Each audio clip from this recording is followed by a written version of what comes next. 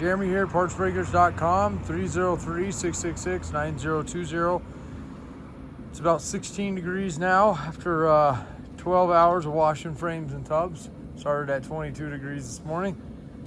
And I am cooked, so I'm trying to make this as quick as I can, but still show you everything. And as you just seen, our street light just, or not street light, yard light just came on. About 5:30, January 20th, I think, somewhere in there. And listing a 2003 to 2006 Jeep Wrangler TJ 6-cylinder frame. If you want to use it on a 4-cylinder, call me. I'll tell you how to do it. It does require some welding. If you want to use it on a 9702, we sell a kit, it's $450, and it will allow you to bolt this. We'll use this frame, bolt those parts with those parts, and allow it to bolt onto a 9702 frame or a Wrangler without any other grinding, cutting, welding, anything like that. If you buy the parts individually, it's like $750. So it's a decent savings, but it only works when you buy the frame from us. And yeah, that's about it. So let me show you this frame as if you were standing over here. I just washed it with that 4,000 PSI, 300 degree hotsy over there. It's a little shiny right now. But one thing to note, first and foremost, the black paint that you see on it is the original factory paint. It has not been doctored in any way, shape, or form with paint.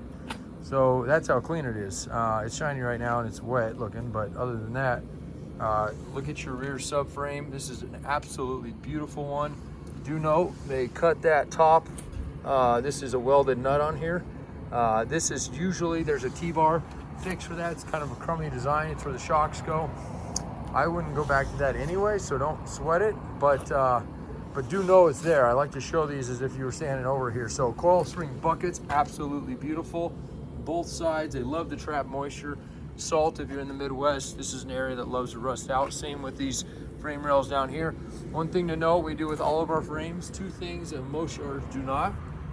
If you have a jig set up, it allows us to just ensure that these are still straight frames. We buy these Jeeps running and driving off the road, so we don't buy wrecks, so it's very uncommon for us to get something bent unless we've purchased the frame from another yard, which we do on occasion, but even those frames get fully scoped and measured, and if they don't check out, we don't buy them. So we don't pay for them until they show up here, and we check them out. And the ones that do come in bent, which happens, you'd be surprised, a lot more than you think, end up getting cut up. So this one checked out, spec'd perfectly, and scoped great. Inside is just as clean as the outside is. You're seeing here, we have a cool little Bluetooth camera that runs the length of both rails down it. Just kind of an added peace of mind for you. Coil spring buckets, top, beautiful, both sides. Front support, I'm losing my mind trying to remember everything. These little guys here, you can see them go down the side. There's no rust in them. They typically do trap moisture, salt, yada, yada, yada. There's a few of them back here and on the corner. So you will see these on the East Coast wallowed out pretty good. These are perfect, so nothing you have to worry about there. I gotta flip it over, so bear with me for a second here. They're not super heavy. Matter of fact, that's my left arm, which is not my strong arm. Flipping it over here and hopefully not land on my power washer cord. Oh, perfect, right in the center. All right, so this is the bottom. Absolutely perfect. Coil spring bucket, that's your passenger side. Steering gearbox bracket, beautiful. Driver's side coil spring bucket coming down through here. I don't remember what these are. An 0306, I think it might be an added skid for a, I know they a lot of times they have it. Anyway, this bolt broken off in it. You won't use this if you have a 9702. You might not use it on 0306. I think there's an extra skid they put on those for the Rubicons, might have them. So don't sweat it if you have an early, and if you do happen to have that, then you'll have to extract that there, but that one's pretty easy. The rest of them, beautiful, okay? Those are your main belly pan, skid plate, cross member, whatever you want to call it, transmission mount bolts, and absolutely impeccable, very, very clean. There's your frame rails there. I don't know if we can see inside.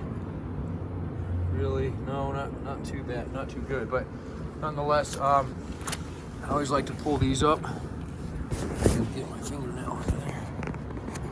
And let's see. Because you can always tell our frames apart from others. Nice, clean, smooth paint, right? Okay.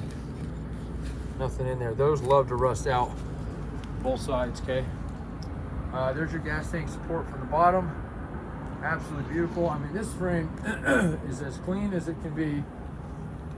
You can obviously blast it, sandblast it, powder coat it, whatever you want to do, pour 15 in. You could literally use this frame as is, not do anything to it. I would spray a little bit of Rust-Oleum or some neutralizer just on the spots that tend to have bare metal show up, which is metal to metal contact areas. Skid plate's one of them. Personally, it's gonna rub off. I mean, it's not like, but I would at least get this done, wire wheel it. But I'm losing my light. You're gonna have a very crummy video here in a second, and I gotta wrap up on some photos. So I'm gonna wrap this up. Questions, comments, concerns, feel free to give me a call. Any questions you have about a Jeep, specifically the Wranglers, the CJs I'm pretty good with. CJs I'm pretty good with, not great. I have friends that are really good with those. So I can answer a lot of that. Call me later in the afternoon if you have questions. It's usually the time we slow down with phone calls. We do a few hundred phone calls a day. I kid you not, especially right this time of season. We have 7 acres of rust-free Jeep parts out here. I'm gonna give you a quick little spiel before we lose all our light. This is our front area.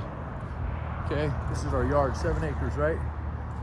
We have a lower yard, this is it, and we have an upper yard, which is actually where our house is as well. We live on the property, my wife and I run the business. Soon to be our little boy someday. He's 2.5, but he seems to know just about as much as I do out here. So, and then we have a full crew out here. We do ground shipping, FedEx, UPS, USPS every single day. We do freight shipping on large items, which makes us a little bit standoutish. And then the last thing we do, and something I do, is I deliver. That's my trailer. I'm getting ready to leave for Texas this week. And then in about 3 weeks after I get back from that, I'll be heading back to the Midwest, East Coast, Upper Midwest, and whatnot. So if you happen to see this January 20th-ish, 2023, and jump on that load, it's a good opportunity. I just came back from the East Coast, week of Christmas 2022, and that was an absolutely awesome trip, except I broke down the way back in Des Moines, 38 below zero, polar vortex, absolutely miserable, but we made it back. Super cool. So, all right, tubs, frames, there's a lot of tubs I just put up too. I've been out of stuff. This stuff is going as quick as we put it up. So give me a holler if you need any of it, and we'll get it all set up for you, okay? Thank you very much.